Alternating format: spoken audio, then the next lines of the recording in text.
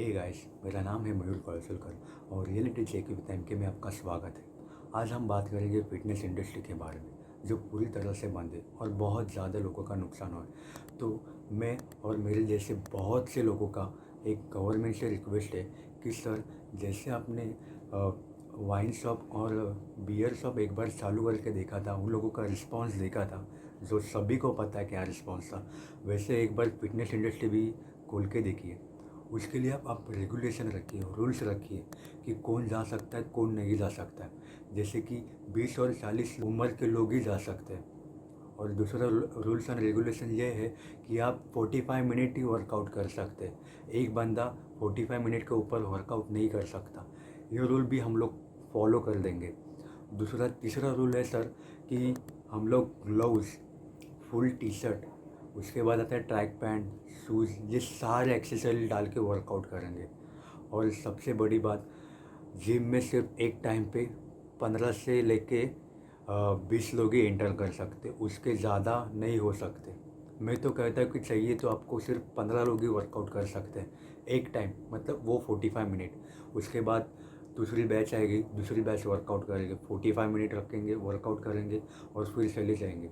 क्योंकि sir, gym नहीं होने के कारण हम लोगों का डाइट भी बंद है। डाइट बंद होने के कारण हम लोगों का इम्यून सिस्टम भी ख़राब होता है। और सबसे मेन बात, जब भी जिम चालू थी और मैं वर्कआउट करता था और मेरी एक्सरसाइज चालू थी, तभी सर मैं वर्ली सिफेस के पूरा एक राउंड नॉन स्टॉप मारता था। मतलब दूध डेयरी से लेके वर्ली सीलिंग तक और वर्ली सीलिंग से लेके दूध डेयरी तक पूरा मारता था। और अभी सर खाली बिल्डिंग के 3 फ्लोर चढ़ के ही मुझे थकान से महसूस होती है।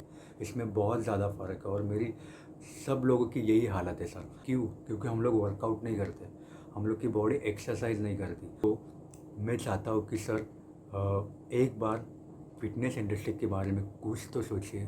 फिटनेस इंडस्ट्री तो आप बोलोगे कि ठीक है, इकोनॉमी तो सबकी डाउन है, लेकिन हम लोग इकोनॉमी की बात नहीं कर रहे सर। हम लोग उन सभी लोगों की बात कर रहे हैं जो एक फिटनेस फ्रीक है, जो लोग फिटनेस को बहुत ज़्यादा मानते हैं। जिम बंद होने के कारण बहुत से लोगों की, मैं खुद बीमार हुआ था, मुझे भी बहुत वायरल हुआ था और मेरी दवाई अभी भी है मेरे पास।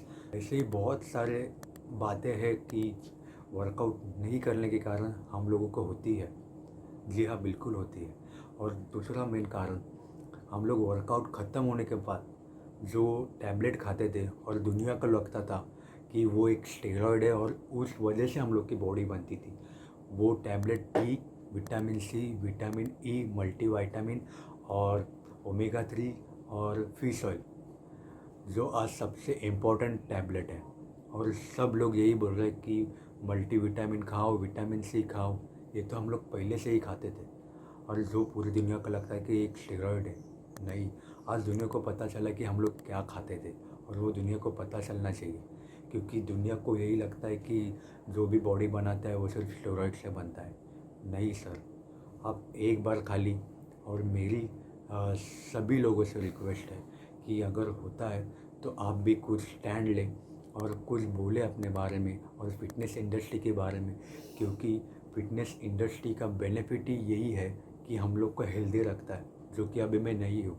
क्योंकि जब भी मैं वर्कआउट करता था और जब भी मैं एक्सरसाइज करता था, तभी मेरी डाइट भी बहुत अच्छी थी।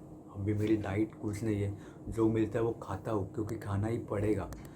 तब भी मैं जब भी वर्कआउट करता था तभी 3-4 ट्रे अंडे का लेके आता था। अभी मैं नहीं ला सकता, मैं ला भी सकता हूँ लेकिन मैं दूसरों लोगों का ख्याल रखता हूँ कि अगर मैं 3-4 ट्रे मैंने खुद के लिए लाए तो बाकी लोग, जिन लोगों को ज़रूरत है, वो लोग क्या खाएंगे। और ऐसे बहुत से चीज़ें। आपने कहा कि ये सब चीज़ें जब थिएटर चालू होगा, जब मॉल चालू हो गए तभी होगी।